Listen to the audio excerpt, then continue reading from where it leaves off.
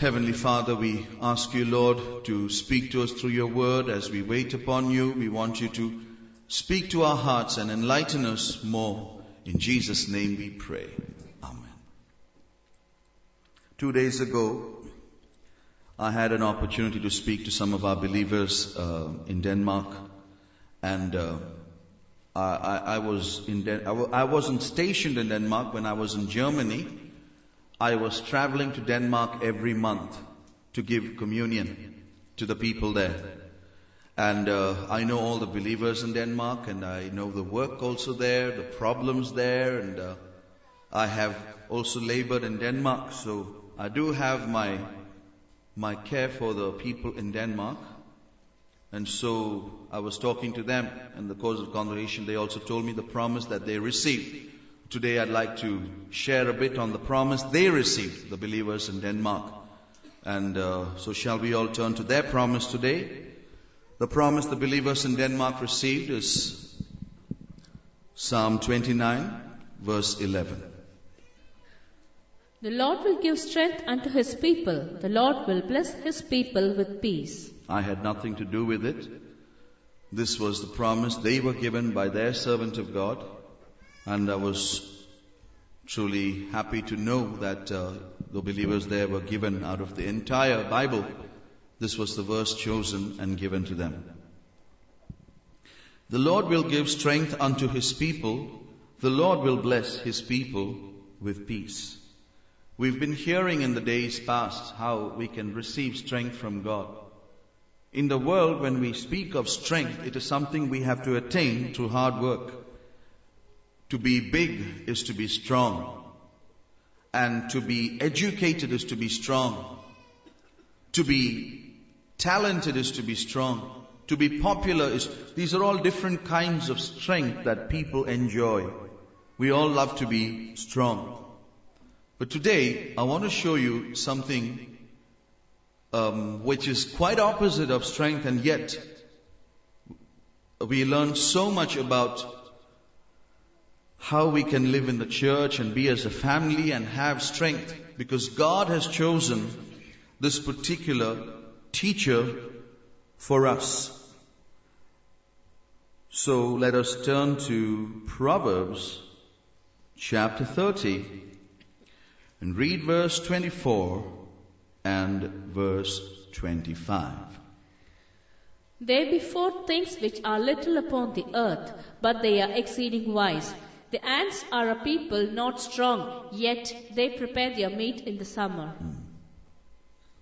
It is little, but exceeding wise. This is scripture, this is the word of God.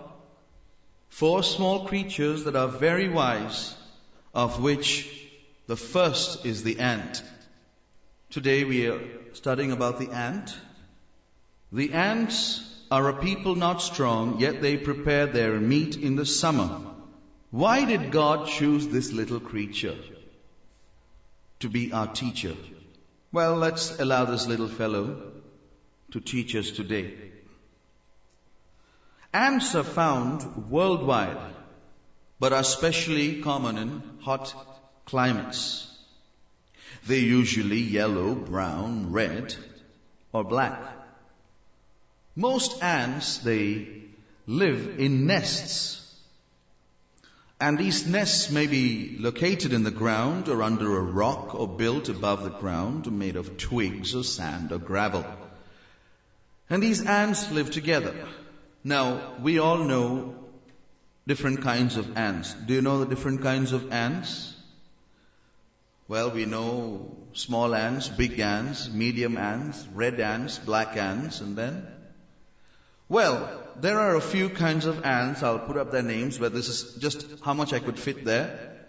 And these are some of the well-known ant species. There are some species we don't know. These are some of the well-known species, as you can see it on the screen. These are the species. They are the driver ants, the army ants, the white ants, carpenter ants, fire ants, thief ants, leaf-cutting ants, pharaoh ants, weaver ants, red ants, slave-making ants, velvet ants, tailor ants, harvester ants, honey ants, and Argentine ants. let's get introduced to our little friend. These are some of the well-known species of ants. Now, ants are a creature very, very, very small. Small creature. How small? They range from 0.1 to 1 inches long. That's how tiny an ant is.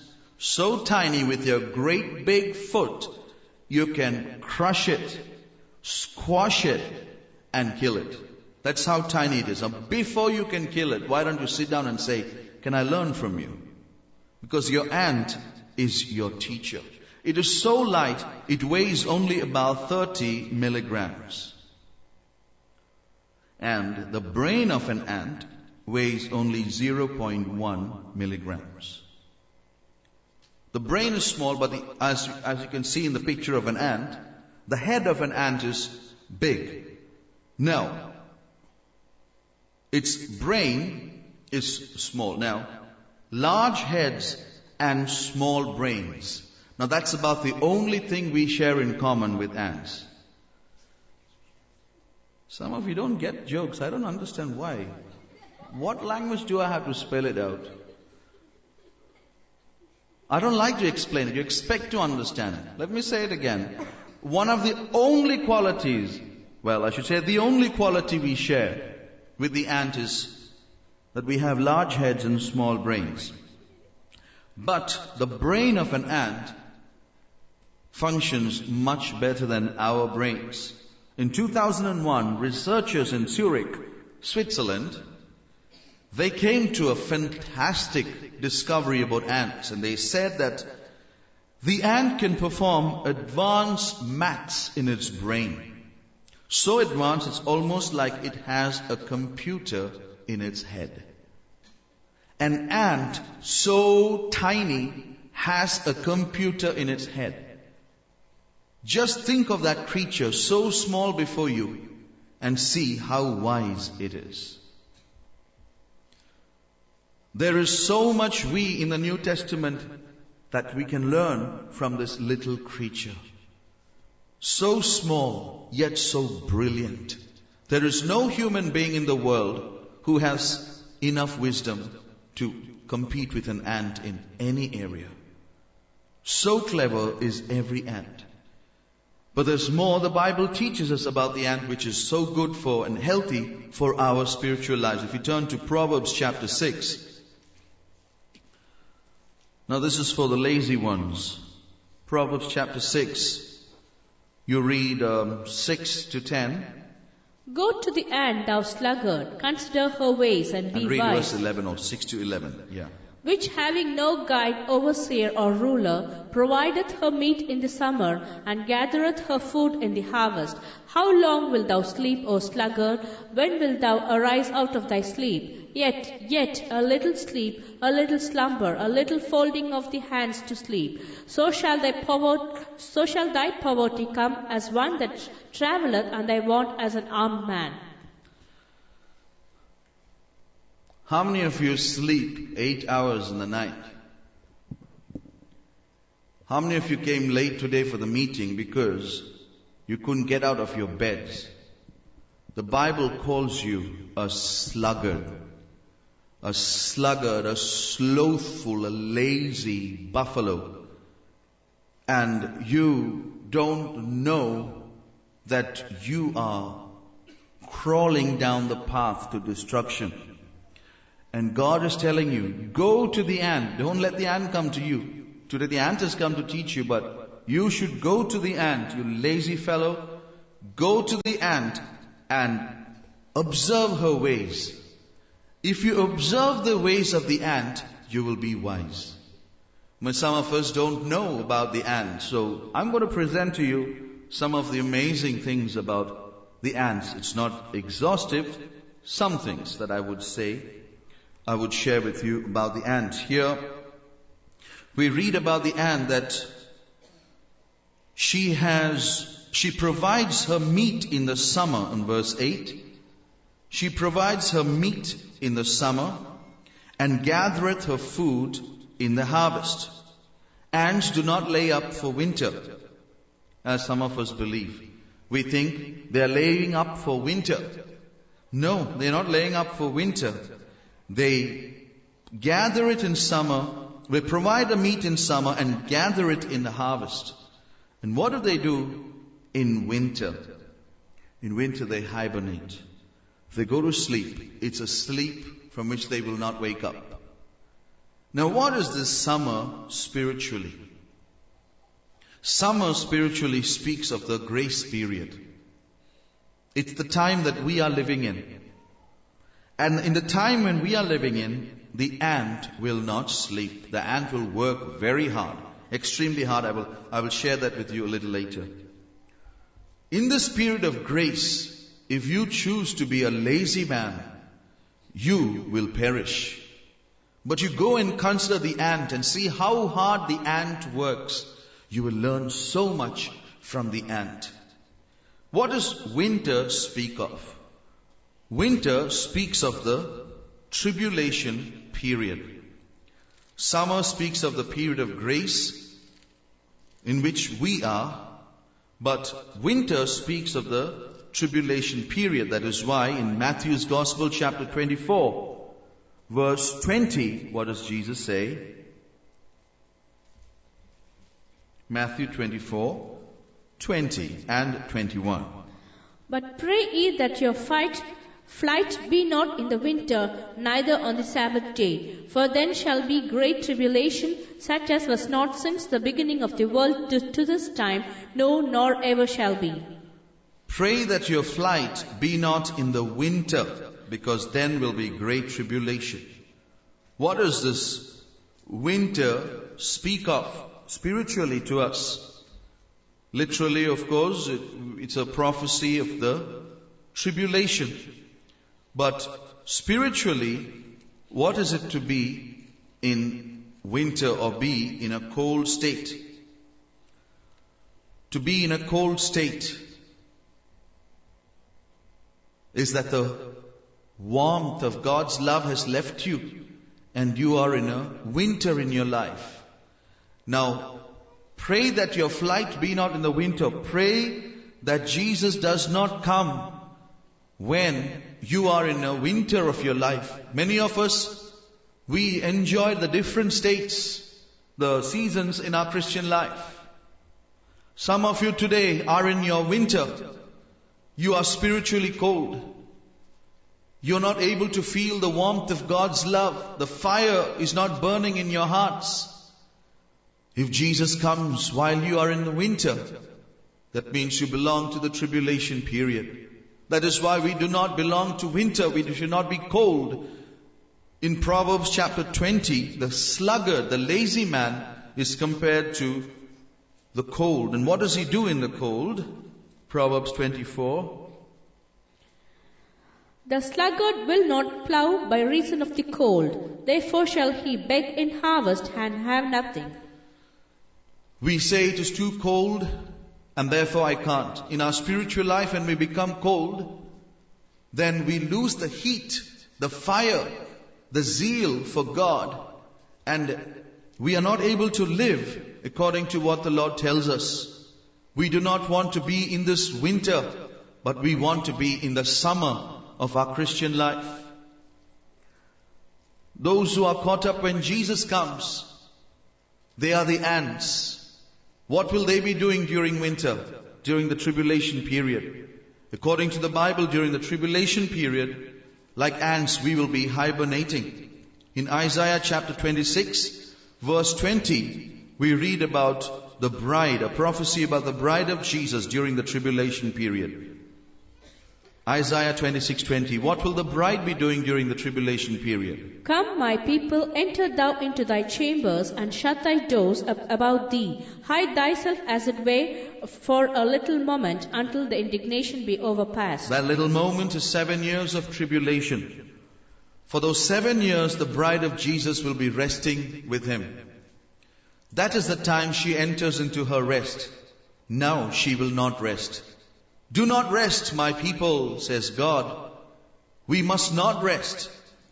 Spiritually we must enjoy rest, but physically We must continue to seek God without giving up or without going into a sleep. Those who do not rest in their prayer life, they also will not give God any rest. They will continue to trouble the Lord through their prayer. And we read about them in Isaiah chapter 62. Isaiah chapter 62 tells us about the bride. And she will never sleep. What does she do? In verse 6 and verse 7, they are called watchmen on the walls. I have set watchmen upon thy walls, O Jerusalem, which shall never hold their peace day nor night. Ye that make mention of the Lord, keep not silence, and give him no rest. And give him no rest. They are not resting, and they will give him no rest. What does that mean? It's not that they're going to trouble him. No. It is that night and day, they'll be taking their burdens to the Lord. They will be crying to the Lord. They will be burdened about their own spiritual lives. Many believers are not worried about their spiritual lives. How many of you are not worried about your spiritual life today? How many can say, I'm not worried? I'm not saying you have to be overburdened and you must be discouraged. That's not what I'm saying. But you must have a concern about your spiritual life. That you are in a winter. I don't feel I'm progressing. I don't feel any growth. I am growing in the world, in worldly knowledge. Spiritually, I am stagnant. There must be a worry, a concern in your life. If there is no concern, be concerned about that lack of concern. Here, we see they are giving him no rest until he establish and till he make Jerusalem a praise in the earth. Till he makes Jerusalem a praise in this world. Now that is a prophecy of the millennium. That is the day when Jerusalem will become established in this world and will be praised. Today, Jerusalem is being persecuted. The height of its persecution is at the end of the seals, when the battle of Armageddon takes place. And after that, Jerusalem will become a praise. So spiritually, we are also longing for that. And so we will continue to pray. Pray for one another. Pray for the church. Pray for the servants of God. We must have laboring ants in our midst, who are not sluggards, who are not in the winter, but they are in the summer of their life laboring. And in verse 1, the Lord himself says, For Zion's sake will I not hold my peace, and for Jerusalem's sake I will not rest. Praise the Lord. God himself is saying, for such people, I will not rest. Meaning, I'm not going to sit quietly. Because these people are crying to me day and night, I am going to fight for them. I will not remain quiet. I will not rest, but I will fight for them. Many of you in your testimonies, you were saying how God took you through various trials. God takes us through various trials. As we heard in the Bible study this morning, every trial is planned by God's love. He's taking us through these trials to change our character, to mold us as we surrender to God. God is making us His bride, and God says, for Jerusalem's sake and Zion's sake, I will not rest. We are called to be laboring ants. So let us not be sluggards, but let us be laboring ants. Let's go back to Proverbs chapter 6. Go to the ant, thou sluggard, and consider her ways, and be wise.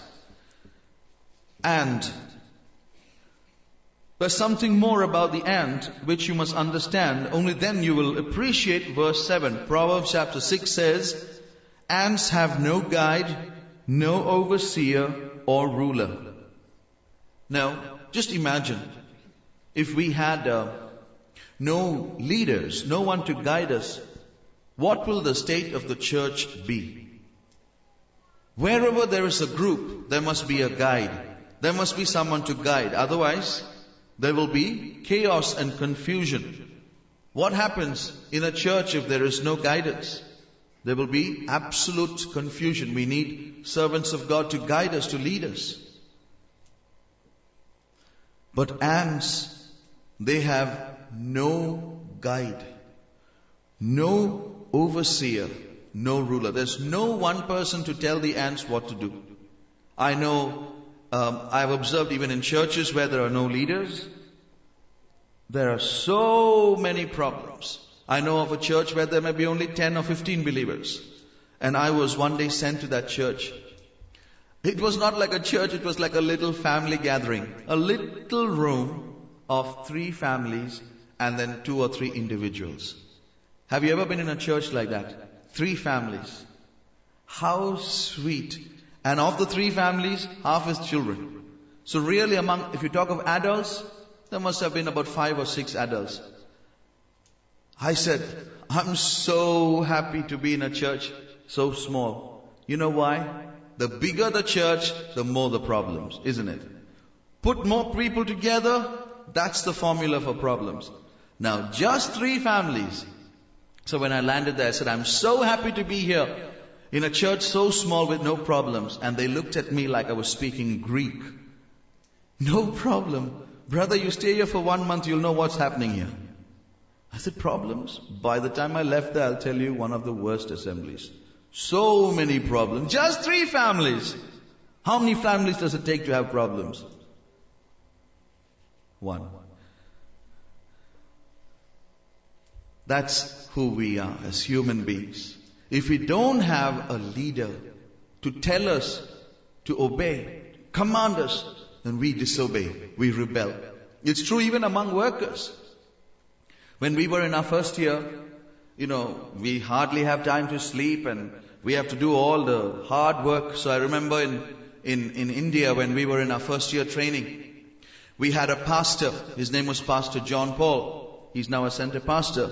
And we were all very afraid of him, very strict pastor.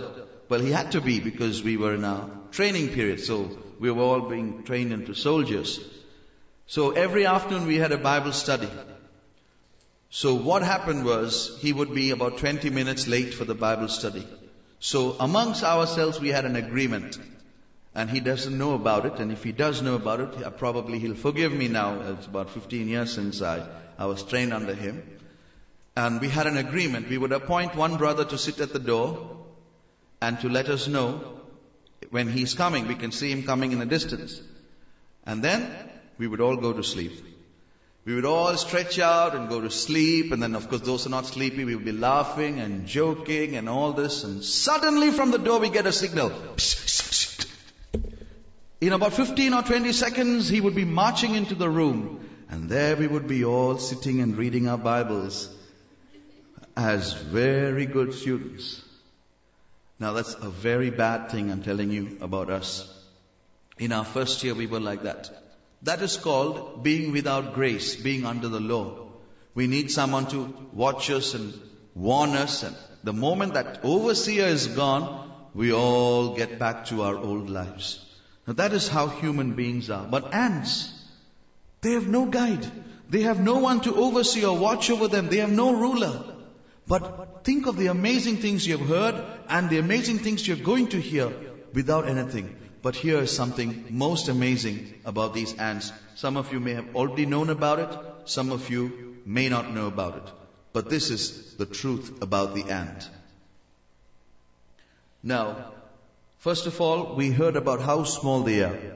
But listen to the next truth about the ant. Ants are blind. Even if they had an overseer, they couldn't see him. Ants have no eyes, and yet these creatures are fantastic. Without the benefit of a boss, a foreman, or a superintendent, they accomplish so much. Though they are blind, they do so much work. In fact, they labor so hard, they work even more hard than the bee. The bee itself cannot compete.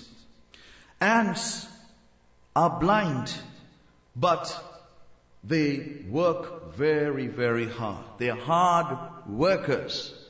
Ants are known to work without rest. It has been observed that they hardly sleep. Even if they stop moving, they're not sleeping, they're only resting. And it has been observed that an ant is working every 13 minutes. Every 13 minutes an ant gets to work. How many of us can survive with a sleep of 13 minutes per day. God is speaking to us, not man. He says, go to the ant and learn from the ant. We may think, I need 10 hours. That's because we think we need 10 hours, and still, after sleeping for 10 hours, we are still sleepy. Isn't that true? Some people sleep and sleep and sleep and sleep and sleep and sleep, and they're so tired of sleeping. Oh, I need some rest. See, we are making ourselves such terrible creatures. Of course, it's a blessing to sleep. We become a less problem to people in the house. But look at the ant, how little it sleeps. Then, an ant can carry, every ant, not one or special ant, any and every ant can carry weight like an Olympic weightlifter. Can you believe every ant is like an Olympic weightlifter? An ant can carry 5 times its own body weight. Think of, say, okay, Brother Alex, he's tall, he's got big arms. Now, you can think of Brother Alex coming into the meeting and he's lifting Brother Bruno in his hands. To think of that is impossible. But just think that above Brother Bruno, Brother Joy sits on top. And then sitting on Brother Joy is Brother Don. Sitting on Brother Don is Brother Saji. And sitting on top of all of them is me. And Brother Alex is carrying them. Just imagine, that is the strength of a normal ant. An ordinary ant has so much strength. And it can carry 300 times its weight, dragging it. It can drag 300 times its weight. So it's Brother Alex pulling the entire congregation of believers in the Brixton Assembly. He holds them in one hand and he pulls all of them. That is the strength of an ant. And if you compare them to a marathon runner, an ant can run a marathon and win while carrying an entire sack of potatoes. Carrying an entire sack of potatoes, it can still win. That is how an ant works. And if there is a need, an ant can travel non-stop for 3 days. It can travel non-stop for 3 days, and it has seen that if they come across a big pond, they have to work their way to the other side. And there is no other side. They cannot go around the pond. What do the ants do? It has been observed that the ants will create a bridge made of leaves and themselves. The ants themselves will become a bridge so that others can climb over them. It is a living bridge. What a sacrifice. Who taught them to do it? Who stands and says, all right, can you put up your hand? Who is willing to be a bridge? Here, even if we ask you to put up your hand, you always back off. Oh, please don't ask me. Ask someone else. Oh, please give me some notes. We are always wanting extra help. But the ant, no guide, no overseer, no ruler, and blind, and so small. And yet they seem to know. They seem to know there's a pond in front. Somebody has to become a sacrifice. They straightaway offer themselves and become a sacrifice. Now let's get a little closer and observe the ant a little closely. The ants have antennae, and a close-up view will tell us about the antennae of the ants, that each 2 antennae that they have are each covered in millions of hairs, and they have sensory pits that are alive to smells and vibration and touch. Now the ants have 2 sets of jaws. The outer pair is used for carrying objects such as food and for digging, and the inner pair is used for chewing. The ants, they eat both plants and animals. Now, about their jaws, well, let me first finish something about the jaws of the ants. Now, as soon as they come to a place where there is food, what do the ants do? They don't straightaway say, oh, there's food. Some believers, the moment they smell the food, they start eating. Some can't wait. But the ants, when they come across good food, what do? They don't eat it straight away. What they do is, they stash away their food in the nest until all the ants have arrived. Only when all have arrived. I remember I was in a certain assembly, and we were having brothers' prayers in that assembly, and then and the sisters were kind enough and said, these 10 or 15 brothers are coming. Can we make something for the brothers to have as a snack?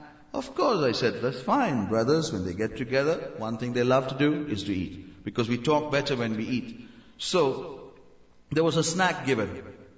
It was arranged and kept in the nearby room. And then I said, okay, you all take in one by one.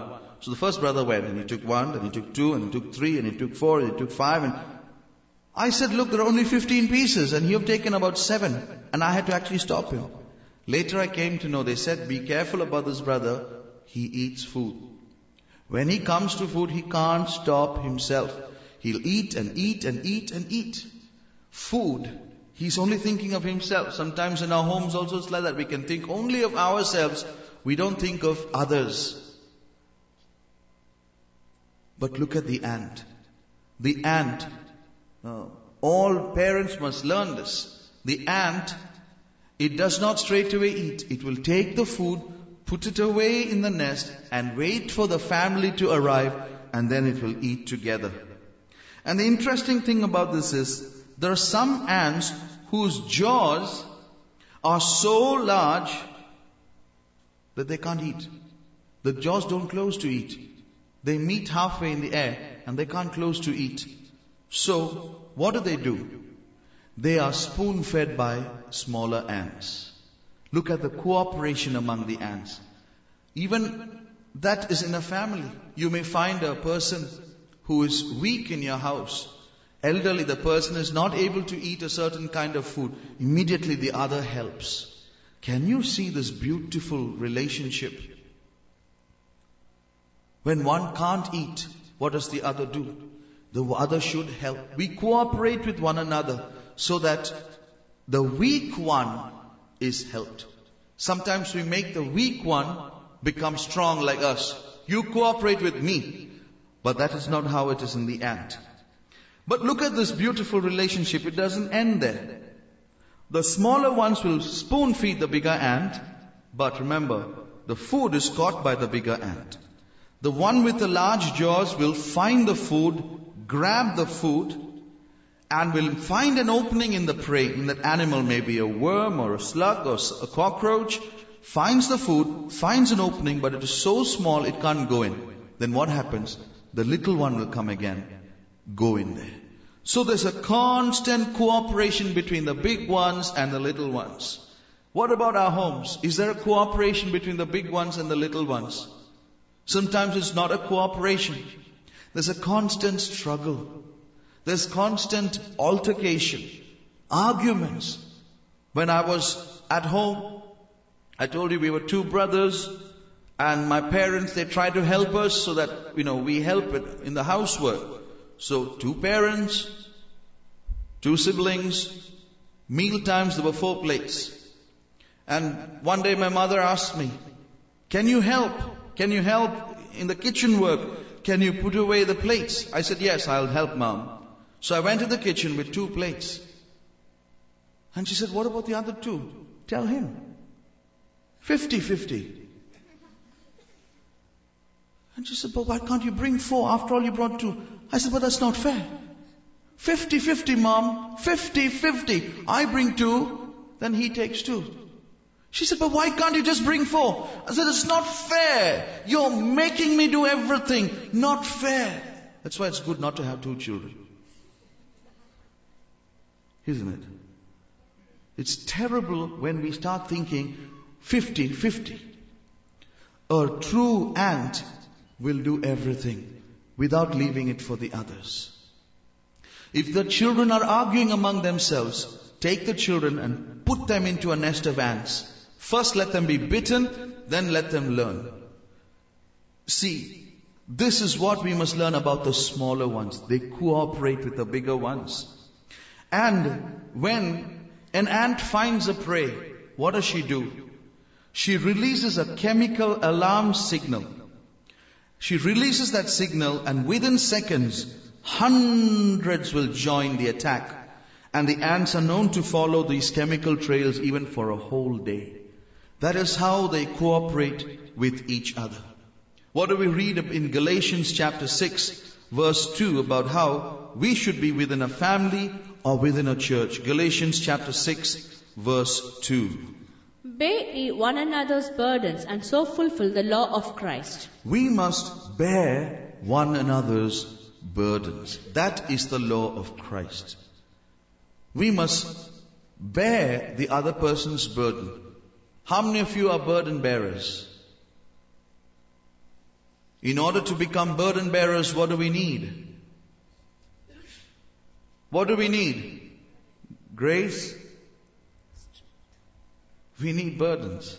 So some members in the family, they become burdens, that we might be burden bearers. Bear ye one another's burdens. And I've got 2 sisters in my faith home. And quite often I've seen them arguing, but please, I have to tell you this because I don't want them to argue. But they've just landed, and 1 month they are almost every other day they argue in the faith home. I know they can't stop me from saying this because I'm preaching. But this is how they argue. Today I'm going to wash up, you go and sleep. And the other will say, no, I'm going to wash up, you go and sleep. And they're arguing like this every day. So, we also should be like that.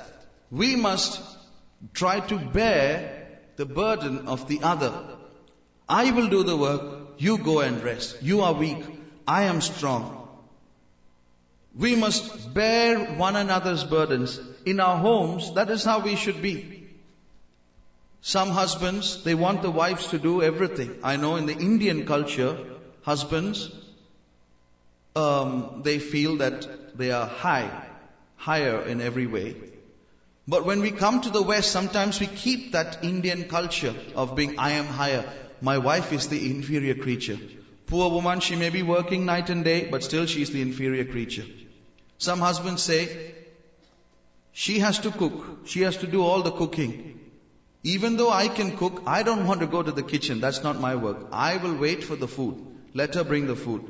You see, your pride is very great. Any husband must be willing to help the wife in even the housework. There is a cooperation, there is an understanding. As I told you, they had the survey in Britain, and they found much of the fights and quarrels in a family home is about housework, about putting the bin out, about clothes lying around. That's the number one problem. Clothes lying around. And so much of contention in the house. If only we had this little principle of the ants, where little ones and big ones help one another to keep the house in peace. In addition, the ants, they live always together in organized colonies, and they work only in swarms, and the swarms number several millions. This makes the ant the largest single family on the planet. The largest single family on the planet. But they are so organized. Millions of ants together. Can you imagine a church of 1 million people? Forget 1 million, just a few thousands. When I was in the Madras convention many years ago, many thousands come for the convention. You can hardly see the preacher in the front. and a little ring of white. There are about 1,000 servants of God there. And those who are right at the back, it's like they don't belong to that convention. If you go right up to the front, you feel the heat of the presence of God. You go to the back of the place, you feel the cold of the absence of God. There they sit together. One man will be wearing his lungi. The other man will be opening a banana and eating it. Another person will be lying flat and sleeping. They'll be eating popcorn. They'll be fighting. They'll be having their little lovely time together. When? Sunday morning service going on. Bring 1 million people together and forget it. This is how man is. But look at an ant. 1 million ants together, and yet every ant knows what to do. This is how they cooperate. They do everything together. In our Christian life, there's a lot we have to do together as a church. We have to pray together. We have to fellowship together.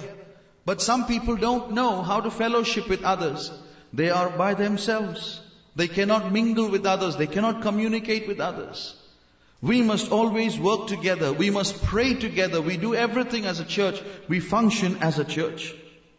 And among the ants, there are males, there are queens, there are workers, and there are also another kind of an ant called the soldier ant. The soldier ant is the largest, and it's about 1/2 inch long, and like all the workers, she has no eyes. She's totally blind. It's because of her 2 antennae that she finds her way around. Why is she called a soldier ant? Her job is to protect her colonies. Her jaws are so powerful they can slice through a victim's skin like knife through butter. Powerful jaws. Her brain may be tiny, but she works very hard. When it comes to ant wars, when ants and termites have wars, the soldier ants are willing to lay down their lives to save the other ants. It's a sacrificial spirit among the soldier ants, willing to die for the others. And the queen ant is, of course, the largest ant of all. She is the size of a baby mouse. She lives about 15 to 20 years and produces about 25,000 eggs at a time, and millions of eggs in a few days. And of course we understand that this is also something that we must have. Unless the church grows, the church will die. There are 2 ways in which a church must grow. One, we must grow in quality. It doesn't matter if the church is few in number, even if now I was in one particular place, in 3 years we had 1 new soul. Of course I was very sad about it. I shared this burden with my leaders.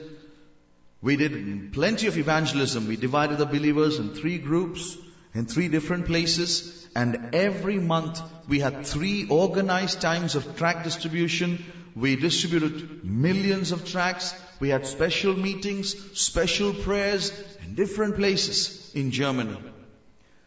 In Bonn, the erstwhile capital of Germany, and in Leverkusen, in Düsseldorf, in Mönchengladbach, in all these places we had tract distribution, distributed millions of tracts. In the end we had 1 soul, just 1 soul. At least we labored for the souls. But a church must labor for souls. We must get souls. So you must labor, become a soul winner, and bring souls to the presence of God. A church must grow in number. At the same time, a church must grow in quality. Every believer must register a spiritual growth. And one more thing about the ant that I want to say. Probably no insect is more fondly attached or more careful of its young ones than the ant. It has been observed that when the ants are in their Aurelia state, meaning that they are just babies, very tiny, just about a grain of rice, what do the bigger ants do? They will carry them gently and bring them to the mouth of the nest and leave them there so they can have the benefit of the sun. But the moment it begins to rain, they will rush, go lift them and carefully deposit them somewhere near the entrance and then cover them with a thin stone or a tile, preventing them from getting wet. This attachment to the little one, this love for the little one, is also a beautiful quality of the ant. And this is something I've observed really lacking amongst many parents. Many parents are very careful about correcting their children, warning their children, but they have no love. Let me tell you one thing. Where you correct your child and you don't love your child, you are losing your child. You will know the damage only later. It is good, you must correct. We had a message about correction, how important it is to correct the child. But if you had listened carefully, many parents, they deleted the aspect of loving the child, they removed that. And they began to sharpen their knives. Oh, thank God for that message. I was waiting for something like that. Right now, I'm going to correct you. Anything you do, you're looking funny. You're smiling wrong. Everything, knife, knife, knife, knife, knife. I never gave you the license to do that. If you don't love your child, you are losing your child. There must be a beautiful relationship between the parents. If you're a mother and you have a son or a daughter, some mothers, they love their sons, but they don't love their daughters. Some fathers, they love their daughters, they don't love their sons. But we must love them both. We must love them and correct them. Not all children are the same. Some children are naturally good. Some children are naturally rebellious. Naturally, they have problems. But we must still love them. Now, love is not just a word. In love, there is a relationship. The child must feel that love. Don't just say, my love is spiritual. You won't feel it. You will never know how much I love you until you go to heaven. But mommy, what's the point of knowing you love me when I go to heaven? Can I feel it now more than knowing it then? So let us show that love for our children. There must be a relationship, there must be a care. A true father or a true mother will also be a friend to the child. You will care for your little one, and the child will grow close to you, and the child will love. Some mothers, they care for the children, but they have only a spiritual care. They may pray for their children. I'll pray 5 hours a day for my child. But they won't have any care. See, care is not only spiritually. Care must also be in physical things. What does James tell us? James chapter 2, verse 15 and 16. If a brother or sister be naked and destitute of daily food, and one of you say unto them, Depart in peace, be ye warmed and filled, notwithstanding ye give them not those things which are needful to the body, what doth it profit? In a modern translation, if a brother or a sister, or let it bring it down to the situation, if your child is having a problem, maybe your child is not having enough clothes. As I told you, sometimes parents are dressed better than the children. That itself shows the family something is wrong. Something is wrong. The balance is wrong. Children are not dressed properly, but the parents are all the time getting new clothes, but the children are not dressed properly. Something is wrong. If a child is not having enough food to eat, a child comes home and is looking around, there's no food in the house, something is wrong. You are not providing food, something is wrong. What are you doing? Instead you're saying, be warm, be filled. In the modern translation, I'll pray for you. Your prayer is useless. Your spiritual care is useless. If you cannot do the physical things, forget the spiritual things. You are not kept in the house to be a father, to teach and teach and teach and teach and teach. You must care for your child. You must provide for your child. You're not a mother only to pray and instruct and correct. You must love, care. Look at your child. Does my child have enough to eat? Oh, my child doesn't have enough. I must provide. My child doesn't have enough to wear. I must provide. That is the character of the ant. The love for the little one. As we study the qualities of the ants, we see the New Testament church is so much like the ant. One day I was at home when I was a little boy, and I used to always study ants. And there were plenty of ants crawling all over the house where I lived, apart from the termites. Now these ants were a blessing. They wouldn't harm us or anything. And I used to do my little research. I'm not going into all the details now. But one particular thing I noticed about the ant. Sometimes we find these big black ants or red ants, they will crawl down the rail of the balcony on the first floor. And I would stand and watch them. And they crawl. They seemed to know what they were doing. And as they crawled down, I did something which is cruel. I didn't kill the ant, but I thought, what would happen if I sent him down to the ground floor? So I knocked him off the rail. Ants don't have wings. But I don't know how he landed. It was smooth sailing, like as though he was paragliding. He didn't go crashing down. He landed. I saw him landing slowly. And then he landed. And guess what happened as the moment he landed?